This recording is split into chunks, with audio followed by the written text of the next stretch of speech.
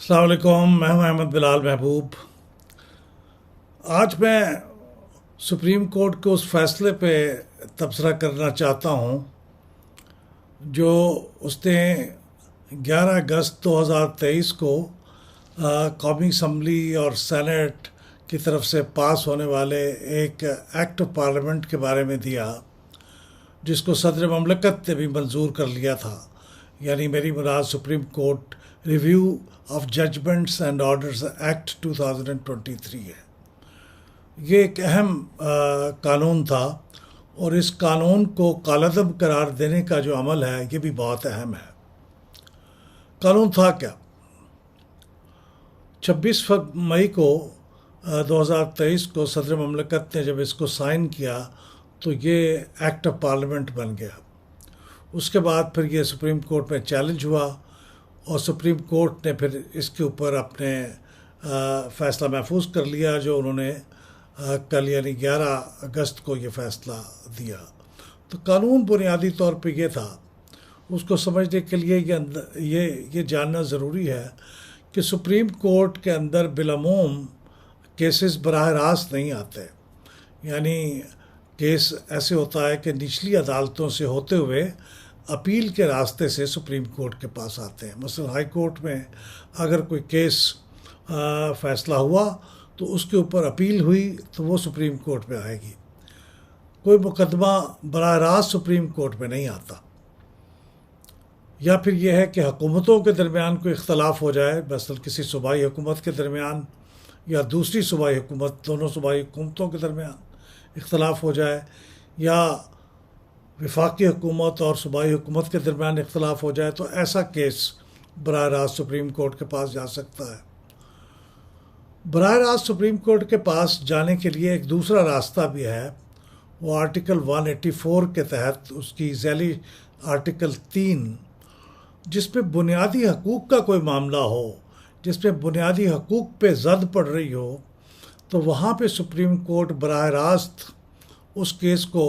اٹھا لیتا ہے اور اس کو سنتا ہے اور اس کے اوپر فیصلہ دے دیتا ہے۔ ایسے فیصلوں میں اور ایسے مقدموں میں خاص بات یہ ہوتی ہے کہ اس پہ اپیل کی کوئی گنجائش نہیں ہوتی۔ جو نچلے فورم سے یا نچلی عدالتوں سے کیس آ رہے ہوتے ہیں، ان کے پاس تو سیشن کورٹ سے اگر کوئی کیس چلا اور وہاں پہ فیصلہ ہوا تو اس کی اپیل ہائی کورٹ میں ہو گئی، ہائی کورٹ میں فیصلہ ہوا تو اس کی اپیل پھر سپریم کورٹ میں ہو گئی۔ لیکن جو مقدمہ براہ راست سپریم کورٹ میں پہنچا، یا سپریم کورٹ نے اسے بذات خود از خود اس کو اڈاپٹ کر لیا یا اس کو اٹھا لیا، جسے سو موٹو بھی کہتے ہیں، تو پھر اس کے فیصلے کے بعد اس کے اوپر اپیل نہیں ہو سکتی۔ تو یہ بہت سے قانون دانوں نے اور قانون دانوں کی تنظیموں نے مسلسل پچھلے کئی سالوں سے بات کہی ہے کہ اس طرح سو موٹو کیسز کے اوپر اپیل کا نہ ہونا یہ بنیادی حقوق کے خلاف ہے، انصاف کے بنیادی تقاضوں کے خلاف ہے، لہٰذا اس کے اوپر اپیل کا حق ہونا چاہیے۔ اب اس کے اوپر اپیل کا حق دینے کے لیے یہ جو قانون بنایا گیا، جو supreme court review of judgments and orders act 2023، یہ ایک طرح سے ایک کوشش تھی کہ سپریم کورٹ کے فیصلوں کے اوپر ریویو کو اتنا ایکسپینڈ کر دیا جائے کہ وہ اپیل کے برابر ہو جائے۔ تو انہوں نے یہ قانون بنایا تھا کہ ایک تو یہ کہ ریویو کرتے وقت جو بینچ ہوگا وہ اصل میں جو سننے والا مقدمے سننے والا بینچ ہوگا اس سے بڑا ہوگا، جبکہ اس وقت یہ شرط نہیں ہے۔ اس وقت تو ریویو کرنے والا جو بینچ ہوتا ہے وہ وہی ہوتا ہے جس نے مقدمہ سنا ہوتا ہے۔ تو اس قانون کے تحت یہ لازم کر دیا گیا تھا کہ جو ریویو سننے والا بینچ ہے وہ بڑا ہوگا۔ دوسری بات اس میں یہ کہی گئی تھی کہ اس کے اندر جو وکیل جو پارٹی جو ریویو کے لیے مقدمہ لے کے آئے گی، اس کے لیے اس کو اجازت ہوگی کہ وہ ایک نیا وکیل اپنا کھڑا کر سکے، ورنہ پہلے یہ ریویو میں رولز یہ تھے کہ جو وکیل ہوگا وہ وہی ہوگا جس نے مقدمہ لڑا ہوگا۔ تو یہ دو باتیں تھیں جس کے اوپر بنیادی طور پہ یہ اجازت دی گئی تھی ریویو کی۔ اب اس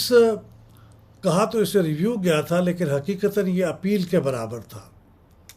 تو اس کو جب کالعدم قرار دیا ہے تو اس کی بنیادی وجہ یہ تھی، سپریم کورٹ کا اس کے اوپر موقف یہ ہے کہ یہ اصل میں آئین کے اندر چونکہ اپیل کی کوئی گنجائش نہیں تھی، اور اگر آپ اب اپیل کی گنجائش دے رہے ہیں ریویو کے نام پہ، تو یہ اسی صورت میں ممکن ہو سکتا تھا اگر آپ آئین کے اندر ترمیم کرتے 2/3 میجارٹی سے۔ ایک سمپل میجارٹی کے ساتھ بننے والے قانون کی وجہ سے یا اس قانون کے مطابق پھر آپ اس کو تبدیل نہیں کر سکتے، لہٰذا یہ قانون اپنے اختیارات سے تجاوز تھا پارلیمنٹ کے، اس لیے اس کو کالعدم قرار دیا جاتا ہے۔ تو یہ وہ بنیاد تھی۔ اب اس کی اثرات کیا ہوں گے؟ اب اس کے بارے میں ڈیوائیڈڈ اوپینین ہے۔ کچھ قانون دانوں کا خیال یہ ہے کہ بالکل یہ صحیح بات ہے کہ اس کے اندر ترمیم ایک آئینی ترمیم کے ذریعے سے ہو سکتی ہے، اپیل کا حق ایک آئینی ترمیم کے ذریعے دیا جا سکتا ہے، جبکہ کچھ دوسرے قانون دانوں کا خیال ہے کہ نہیں، یہ قانون بنانے کا اختیار پارلیمنٹ کو حاصل ہے، اور پارلیمنٹ نے یہ جو قانون بنایا ہے اس میں ریویو کو اسکوپ کو ایکسپینڈ کیا ہے، تو یہ کوئی غلط کام نہیں کیا، تو یہ اس کا حق تھا اور قانون سازی کا، لہٰذا یہ قانون بالکل درست ہے، اسے کالعدم قرار نہیں دیا جانا چاہیے تھا۔ یہ دو ڈیوائیڈڈ اوپینینز ہیں، لیکن یہ اب جب کہ یہ قانون کالعدم قرار دیا جا چکا ہے تو اب جائزہ لینے کی ضرورت یہ ہے کہ اس کے اثرات کیا ہوں گے۔ عام طور پہ یہ کہا جا رہا ہے کہ اس کے اثرات بنیادی طور پہ یہ قانون بنایا گیا تھا نواز شریف صاحب کو ریلیف دینے کے لیے، کہ نواز شریف صاحب کو جس مقدمے کے اندر سزا ہوئی یا ان کو ڈسکوالیفائی کیا گیا، اس کے تحت پھر یہ ریویو کر سکتے تھے، کیونکہ یہ مؤثر بماضی قانون تھا۔ اس کے اندر یہ حق دیا گیا تھا کہ جن کے پرانے بھی فیصلے ہوئے ہیں وہ بھی ایک محدود مدت کے اندر اپنی ریویو اس نئے قانون کے تحت فائل کر سکتے ہیں، لیکن حقیقتاً اس کا نواز شریف صاحب کو فائدہ نہیں پہنچتا تھا۔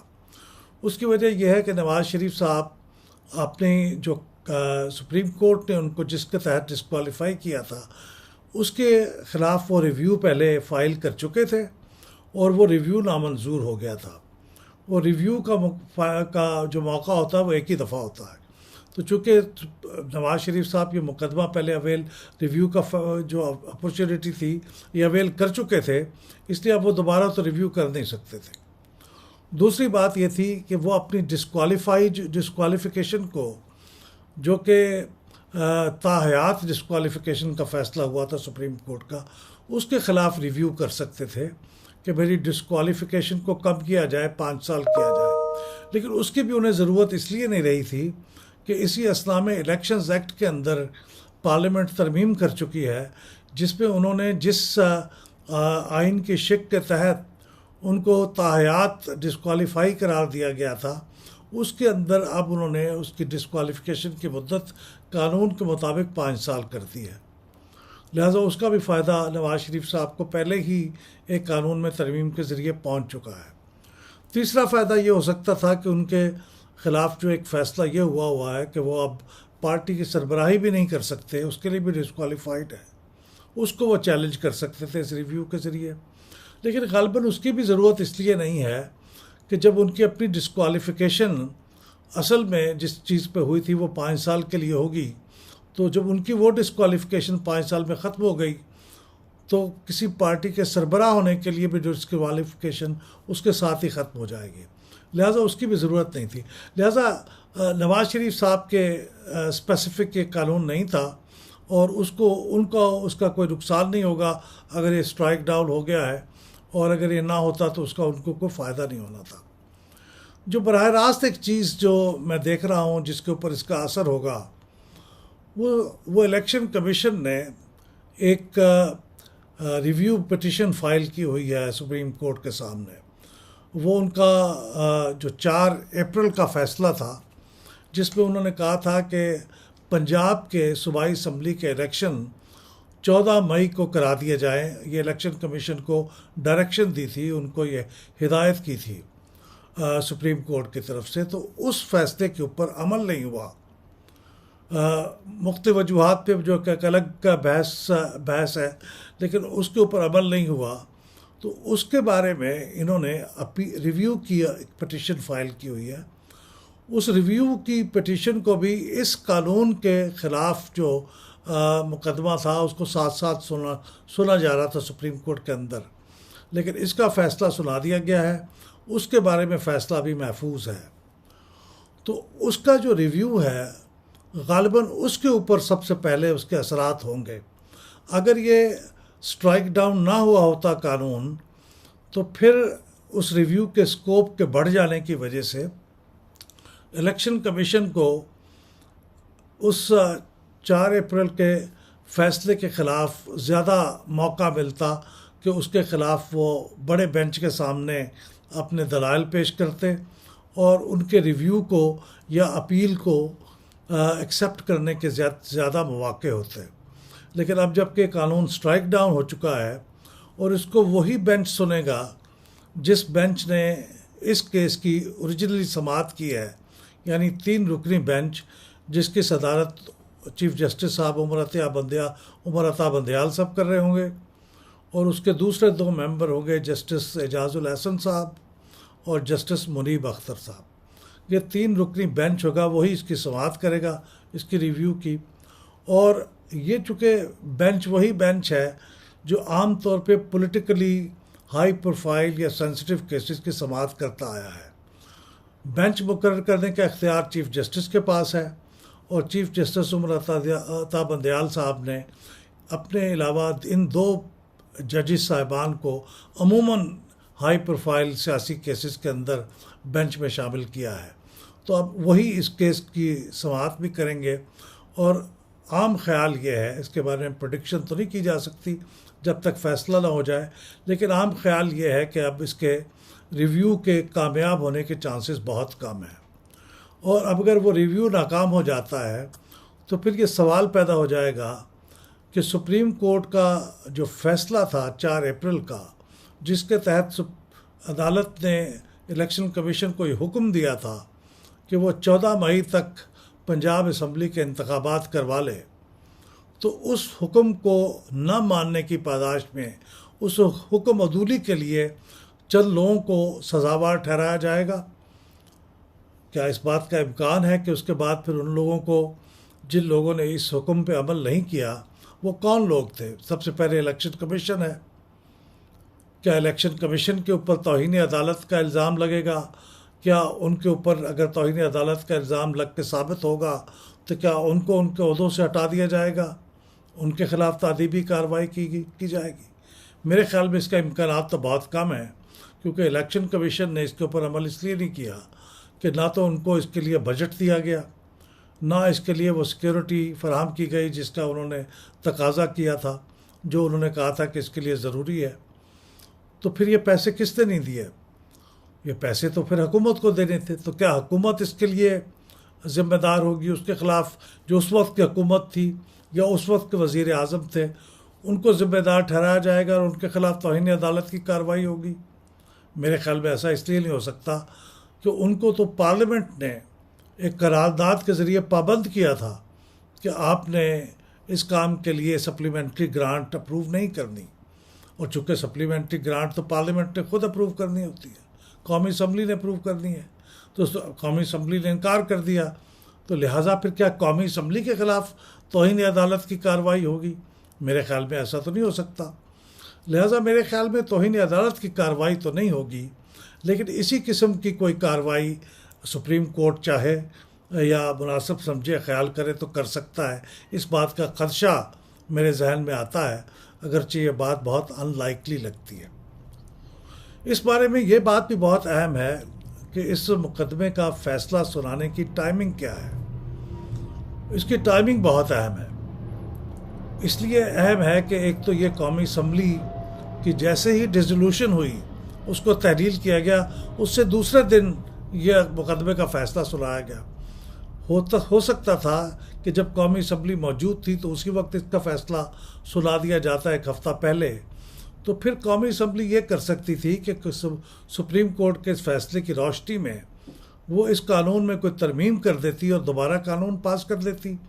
جس سے سپریم کورٹ کی بھی تسلی ہو جاتی اور پھر وہ قانون بھی پاس ہو جاتا. لیکن اب جب کہ قومی اسمبلی تحلیل ہو چکی ہے تو اس موقع پہ فیصلہ سنانے کا مطلب یہ ہے کہ اب قومی اسمبلی کے پاس دوبارہ قانون پاس کرنے کی تو کوئی گنجائش نہیں ہے. دوسری بات ٹائمنگ میں اہم بات یہ ہے کہ اب اس مقدمے کے فیصلے کے بعد، یعنی یہ جو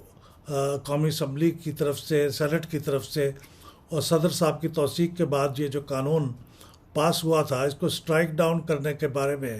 اگر کوئی ریویو پٹیشن فائل ہوتی ہے جو کہ 1 مہینے کے مدت کے اندر ہونی ہوتی ہے، تو اس کا مطلب ہے کہ 11 تاریخ کو یہ سنایا گیا فیصلہ، تو 10 ستمبر تک اس کی ریویو فائل کرنا ضروری ہوگا. اگر ریویو فائل کرنا ہے جو قومی اسمبلی کے اسپیکر بھی کر سکتے ہیں، کوئی اور بھی متاثرہ فریق کر سکتا ہے. تو اگر یہ 10 ستمبر کو ہوگا تو موجودہ چیف جسٹس صاحب 16 ستمبر کو ریٹائر ہو رہے ہیں، اور ریٹائر ہونے کے بعد عام خیال کیا جاتا ہے کہ نئے چیف جسٹس کے آنے سے، قاضی فائز عیسیٰ صاحب جب آئیں گے تو ان کے آنے سے پالیسیاں کافی تبدیل ہوں گی، قومی اسمبلی کا ماحول اور جو بینچوں کی تشکیل کا معاملہ ہے وہ کافی حد تک بدل جائے گا. اور ہو سکتا ہے کہ ان کے آنے سے اگر اس کے زمانے میں یہ ریویو پٹیشن آئے گی تو اس کے اوپر کوئی دوسرا فیصلہ ہو سکتا ہے. لیکن چونکہ ریویو پٹیشن آ چکی ہوگی موجودہ چیف جسٹس صاحب کی ریٹائرمنٹ سے پہلے 10 تاریخ کو، اور ان کی ریٹائرمنٹ 16 کو ہے، لہٰذا 10 اور 16 کے درمیان میں عین ممکن ہے کہ چیف جسٹس صاحب اس ریویو پٹیشن کو بھی نپٹا دیں. اور اگر انہوں نے اس کو ریجیکٹ کر دیا تو پھر اس کے ریویو کا اور کوئی امکان باقی نہیں رہے گا. تو اس لیے یہ ٹائمنگ بڑی اہم ہے. قومی اسمبلی ڈیزالو ہو چکی ہے اور ریویو پٹیشن نئے چیف جسٹس صاحب کے پاس جائے گی نہیں، تو ایسے ٹائم پہ اس کا فیصلہ سنایا گیا ہے. میں نہیں کہتا کہ یہ پلانڈ تھا، ہو سکتا ہے یہ محض اتفاق ہو، لیکن یہ اتفاق بھی ہے تو اس کے یہ اثرات ہوں گے. 2 باتیں میں اور اس کے بارے میں کہنا چاہتا ہوں، اس فیصلے کے بارے میں. ایک تو یہ بات یہ کہنا بہت ضروری ہے کہ یہ 3 رکنی جو بینچ ہے یہ اب بار بار سیاسی اہمیت کے کیسز ان کے پاس بھیجنا، یہ بھی ایک ایسی چیز ہے جس کے اوپر بہت سے لیگل حلقوں کے اندر اور بہت سے ایسے لوگ جو ان معاملات کو دیکھتے ہیں ان کی طرف سے یہ قابل اعتراض بات سمجھی جاتی ہے کہ ان کو یہ تو درست ہے کہ چیف جسٹس کو اس وقت اختیار ہے کہ وہ بینچ بنائے، لہٰذا ایک دوسرا قانون جو قومی اسمبلی اور سینٹ نے پاس کیا ہوا ہے وہ اسی بارے میں تھا کہ وہ بینچوں کی تشکیل کے لیے 2 سینئر ججوں کو چیف جسٹس کے ساتھ لگایا گیا تاکہ 3 رکنی کمیٹی اس کے بارے میں فیصلہ کرے. تو میرے خیال میں اس کے بارے میں بھی فیصلہ اب متوقع ہے کہ وہ اس کے بارے میں فیصلہ کرے گا. لیکن آخر میں جو بات میں سب سے اہم کہنا چاہتا ہوں وہ یہ ہے کہ اس فیصلے کے اندر ایک پیراگراف ہے 58. اس پیراگراف پہ یہ کہا گیا ہے جس پہ مجھے ذاتی طور پہ بہت میں سمجھتا ہوں اعتراض بھی ہے اور میں اس کو آپ کے ساتھ شیئر کرنا چاہتا ہوں. اس میں یہ کہا گیا ہے کہ سپریم کورٹ کے جو رولز ہیں جن کو 17 جج ہوتے ہیں سپریم کورٹ کے، تو فل کورٹ بیٹھ کے رولز بناتی ہے. تو 17 معزز ججوں نے جو رولز بنائے ہوئے ہیں ان کی اہمیت زیادہ ہے، وہ ہائر پیڈسٹل پہ ہیں بنسبت اس قانون کے جو پارلیمنٹ پاس کرے گی. اس کے اندر یہ کہا گیا ہے. میرے خیال میں یہ آبزرویشن اور یہ فیصلہ یہ قرین انصاف نہیں ہے. ایک ایسی پارلیمنٹ جو عوام کے منتخب نمائندوں پہ مشتمل ہو، اس کا ایک ایوان ایک فیصلہ وہ قانون پاس کرے، پھر دوسرا ایوان اس قانون کو پاس کرے، پھر صدر مملکت اس قانون کے اوپر دستخط کر کے اس کی توثیق کریں، اور اس کے مقابلے میں سپریم کورٹ کے وہ رولز جن کو 17 معزز ججز اپروو کریں، اس کی اہمیت رولز کی کس طرح سے زیادہ ہو سکتی ہے اس منتخب ایوان سے پاس کیے ہوئے قانون کے. تو میرے خیال میں ذاتی طور پہ سمجھتا ہوں کہ اس کو ریویو کرنا چاہیے. یہ درست نہیں ہے، یہ انصاف کے تقاضوں کے بھی خلاف ہے، اور یہ لاجیکلی بھی یہ بات درست نہیں لگتی. تو میں امید کرتا ہوں کہ جب یہ ریویو کی نوبت آئے گی تو اور کسی چیز پہ اگر ریویو نہ بھی ہو سکے تو کم از کم اس پیراگراف 58 کو ضرور ریویو کرنا چاہیے، کیونکہ یہ پارلیمنٹ کی سوورینٹی کے تصور کے خلاف ہے، ڈیموکریسی کے تصور کے خلاف ہے، اور اس کو کسی نہ کسی صورت پہ ریویو ہونا چاہیے۔ بہت شکریہ۔